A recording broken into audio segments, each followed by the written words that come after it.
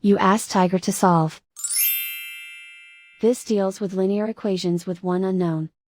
The final result is x equals 153/2. Let's solve it step by step. Group all constants on the right side of the equation.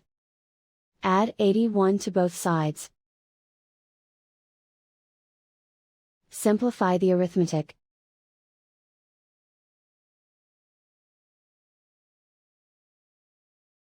Isolate the x. Divide both sides by 4. Simplify the fraction. Find the greatest common factor of the numerator and denominator. Factor out and cancel the greatest common factor.